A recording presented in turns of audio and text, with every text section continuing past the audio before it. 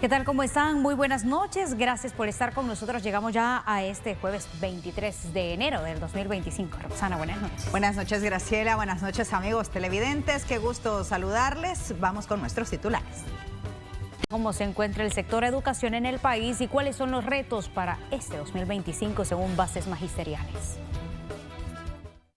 Hasta el momento, Bases Magisteriales no reporta despidos de docentes, pese a que temían que se diera al inicio del año, pero al menos 13.000 maestros ya cumplen los requisitos para jubilarse. Aquella zozobra que se creó que iban a haber despidos de maestros, al día de ahora nadie ha recibido ninguna notificación y eso es bueno para Bases Magisteriales, es realmente garantizar que los compañeros pensionados, que eran los que tenían o al menos habían creado en su cabeza una amenaza algunos grupos, les hemos demostrado que se hizo la negociación con el ministerio para que se logre la estabilidad de ellos. La ciudadanía opina cómo se encuentra la educación en el país, partiendo que los docentes deben estar capacitados para la enseñanza. Considero que sí, ¿verdad? Ha estado mejorando. Se han recibido los paquetes, o sea que lo básico para que los alumnos asistan, ¿verdad? Realmente los docentes necesitan una mejor capacitación porque ahora prácticamente los dejan solamente pasar la materia y no hay una educación más estricta.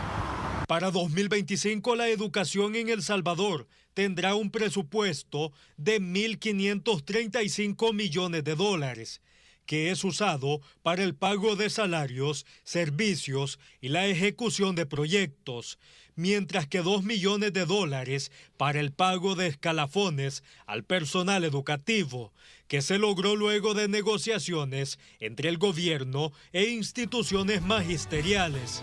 Para Noticiero Hechos, un informe de Moisés Bonilla. En medio de estafas por internet, la Defensoría del Consumidor anunció que aún tiene abierto el registro de negocios de personas que se dedican a la venta de artículos a través de la web. La inscripción evitaría fraudes, brindando confianza entre cliente y vendedores. El proceso inició en julio del 2024 y no cuenta con una fecha límite para aplicar y puede acceder a él desde la página de www.defensoría.gov.sb o llamando al número 7844-1482. Y El Salvador seguirá bajo la influencia de fuertes vientos durante el resto de la semana, con ráfagas de hasta 50 kilómetros por hora. El Ministerio de Medio Ambiente instó a la población a mantenerse alejado de los árboles, de las vallas publicitarias u objetos que, por ejemplo, puedan caer o desprenderse. Disfrute el sabor y la frescura incomparable de McCormick, la marca número 1 de hierbas y especias en el mundo, ahora con nueva imagen. Encuéntrala en supermercados.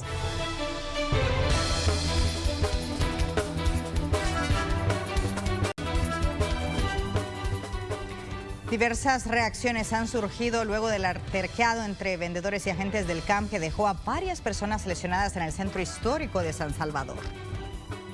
Un altercado entre comerciantes informales y elementos del Cuerpo de Agentes Metropolitanos dejó a varias personas lesionadas, entre ellas 4 agentes y 12 vendedores. El hecho se registró en la avenida Cuscatlán, en el centro histórico de San Salvador, durante un procedimiento de rutina que desarrollaban los agentes para evitar que los vendedores regresen a las zonas recuperadas. Uno de nuestros equipos circulaba a la altura de la avenida Cuscatlán y octava calle Poniente. Un grupo de personas interceptaron el camión en el cual se conducía nuestra unidad, que iban retirando ventas en ese sector. Se pusieron adelante del camión con el ánimo de impedir el paso del camión y asimismo lograr, por medio de esa acción, bajar alguna mercadería que momentos antes, como cuerpo de gente, habíamos secuestrado en el sector por incumplimiento a las normativas municipales, pero también por incumplimiento, en este caso, al acuerdo de Consejo Municipal, donde se establece que es un área de zona prohibida. La alcaldía de San Salvador ha dado algunas opciones para que los comerciantes continúen su actividad económica de forma ordenada en otra zona. Sin embargo, los vendedores dicen que no logran cubrir el pago de un puesto en un mercado y se ven en la necesidad de vender en las calles. Imagínense, yo ando vendiendo café con pan, o sea, es bien difícil, pues, porque a veces aquí, digamos, uno a veces anda trabajando, se anda rebuscando, a veces cuesta vender. Ya no digamos que se meta, digamos que existiera esa opción Lo que ellos dicen, ellos tocan es eso, el hula hula, el San Miguelito y el que está en el escalón. Tolito que quizás me gustaría vender o a trabajar en otra parte. Tal vez aquí ya no que afuera. Afuera de aquí siempre de aquí, pero las opciones que ellos dan no, muy caro y acuerde que los meses van pasando ligero. La población considera que la recuperación del centro histórico es un avance positivo y aunque implica la reubicación de los vendedores, señalan que no se debe retroceder con este proyecto. Es una maravilla para que uno que tiene ya más de 90 años ve lo que vio antes y lo que vio después. Entonces aquí me salgo yo a divertir en esta belleza. Entre estas personas trabajadoras que se ganan la vida, también ahí se esconden un montón de personas que viven del mal.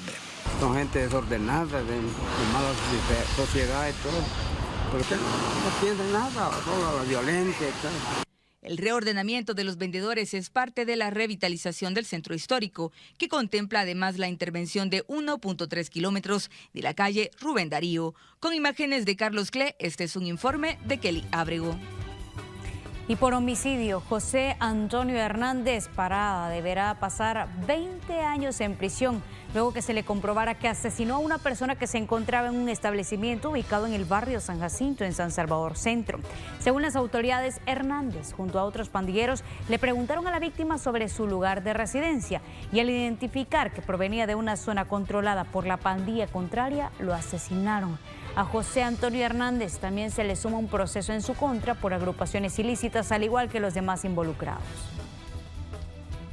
Fiscalía General de la República presentó ante el Tribunal Quinto de Sentencia al señor José Antonio Hernández Parada por el delito de homicidio agravado, hecho ocurrido el día 3 de junio del año 2023 en el sector de San Jacinto, habiéndose presentado todos los elementos probatorios suficientes que ha valorado el juez y ha dictado una sentencia condenatoria de 20 años de prisión. En cuanto a la responsabilidad civil, lo ha condenado al pago de $3,000 en favor de los ofendidos. A 30 años de prisión fue condenado Adán Martínez Ramírez, quien en 2008 asesinó con arma blanca a una persona. El hecho ocurrió en Huizúcar, La Libertad. El imputado se encontró con la víctima y le reclamó porque su ganado había ingresado a su terreno a comerse parte de sus cultivos. La situación desencadenó una discusión entre ambos. Martínez, molesto por lo ocurrido, le dio un machetazo en la cabeza, causándole la muerte. La condena fue impuesta por el Tribunal Primero de Sentencia de Santa Tecla. Dichos hechos ocurrieron en el año 2008 en el cantón Amaquilco, jurisdicción de Huizúcar, La Libertad, lugar en el cual el imputado atacó con un corvo a la víctima hasta causarle la muerte, aparentemente por un problema que habían tenido por unas reses que se metieron al terreno del imputado a comerse un cultivo, y posteriormente huyó del lugar y se declaraba como un rebelde de la justicia, es decir, no se tenía conocimiento de su paradero hasta el año pasado, que gracias a la orden de detención que se giró en el año 2008 se pudo dar con el paradero de dicho sujeto y pudo retomarse el proceso judicial. Y con 5 porciones de marihuana y una pistola fue detenido por la policía José Germán Grande González. Esto durante un operativo en el cantón Buenos Aires, en Tamanique, La Libertad Costa. Grande será procesado por posesión y tenencia de drogas, además de portación ilegal de arma de fuego. Hay diferentes instituciones de rescate encontraron a 5 turistas que se habían extraviado durante una caminata en el volcán de Izalco, en Sonsonate. Al momento que fueron ubicados se encontraban en buen estado de salud y fueron evacuados de la zona y trasladados hacia un lugar seguro.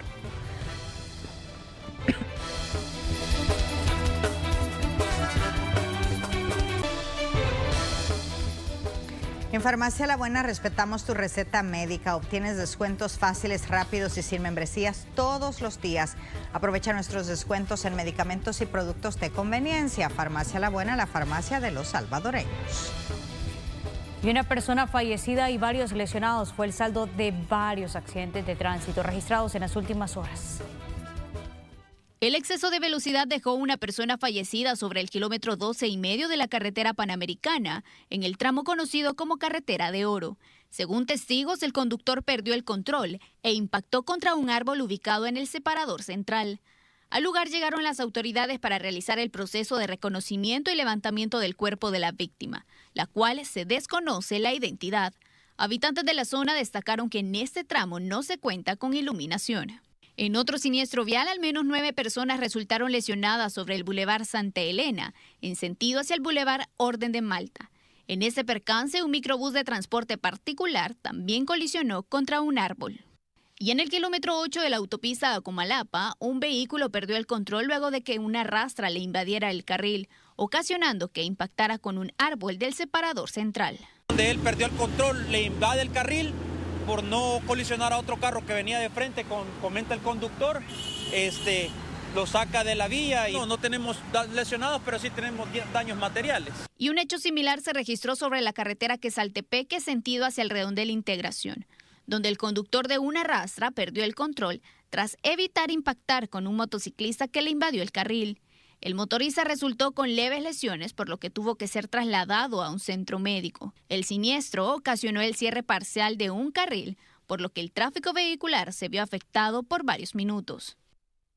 Y en el oriente del país, 6 personas de la tercera edad resultaron lesionadas en un accidente de tránsito sobre el kilómetro 158 de la carretera Litoral, en el desvío del cantón San Pedro en Chirilagua, San Miguel.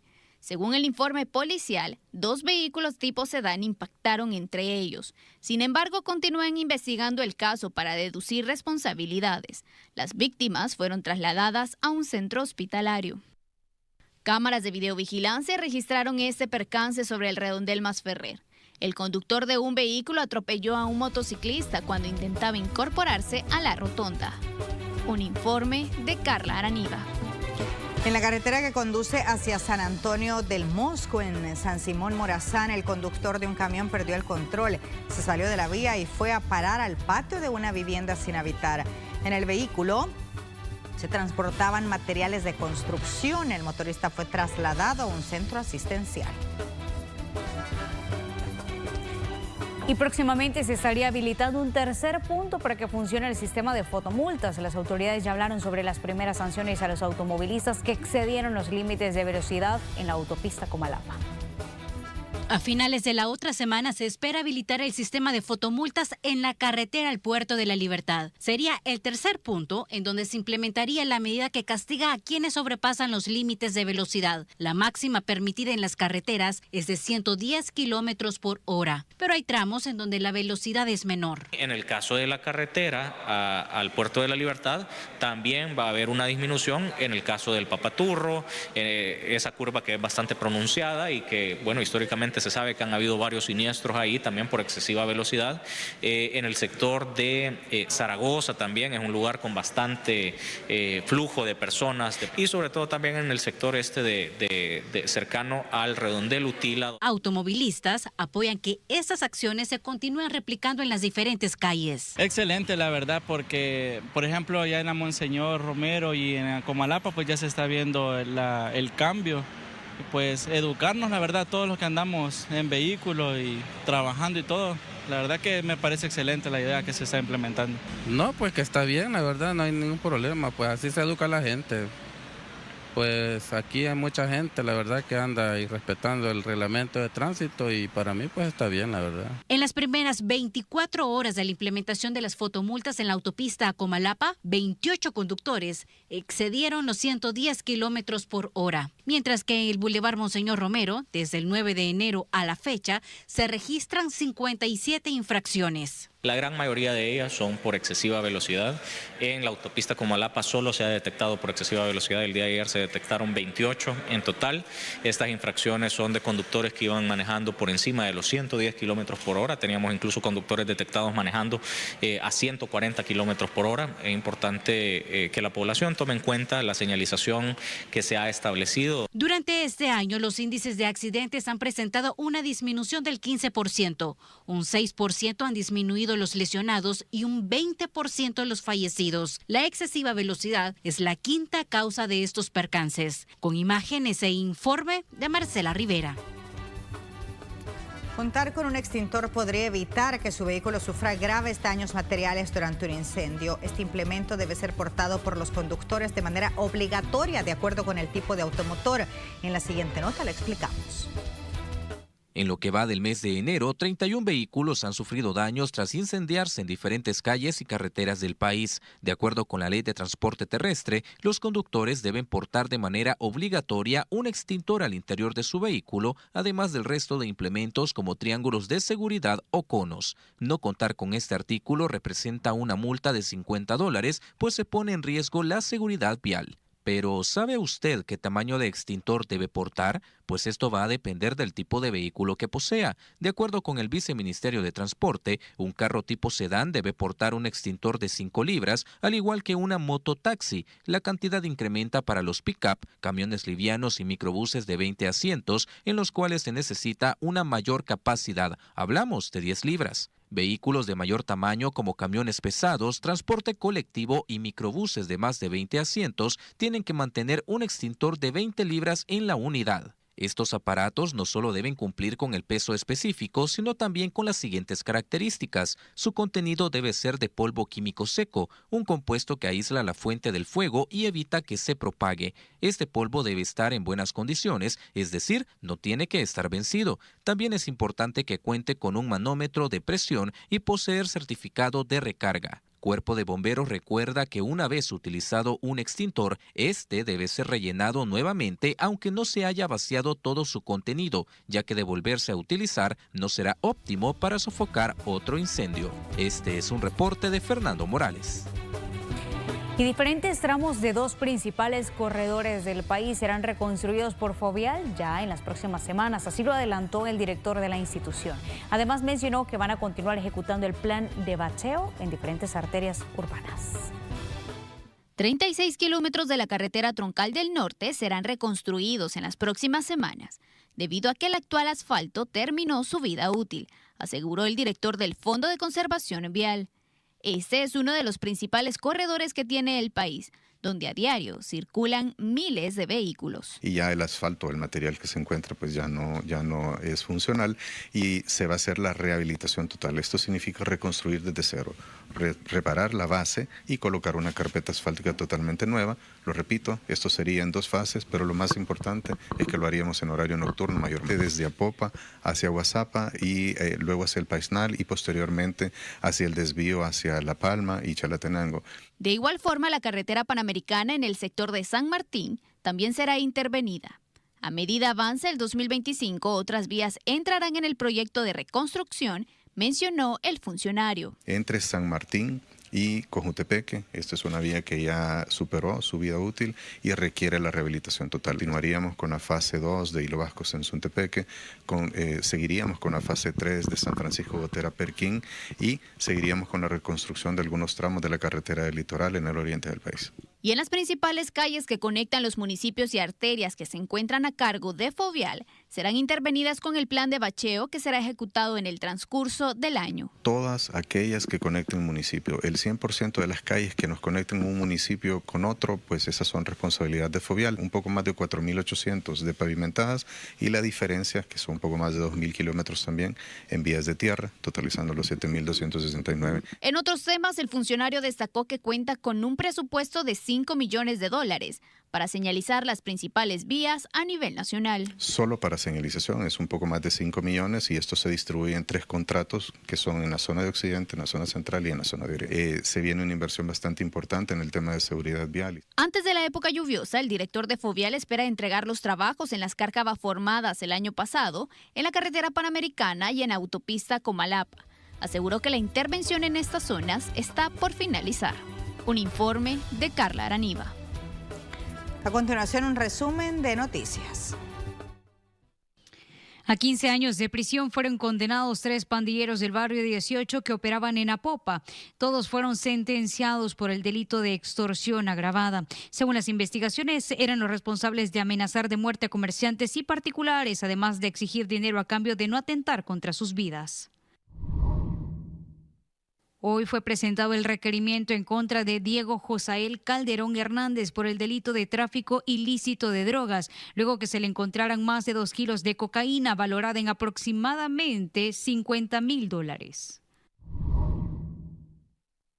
Adán Martínez Ramírez recibió 30 años de cárcel por asesinar a una persona con arma blanca. Interceptó a la víctima para reclamarle porque su ganado había ingresado a su terreno a comerse parte de sus cultivos. El hecho se cometió en 2008 en Huizúcar, La Libertad Este. Y como parte del programa global de respuesta a emergencias, fue entregada ayuda humanitaria a diferentes familias del cantón San Carlos Lempa, distrito de Tecoluca, San Vicente Sur.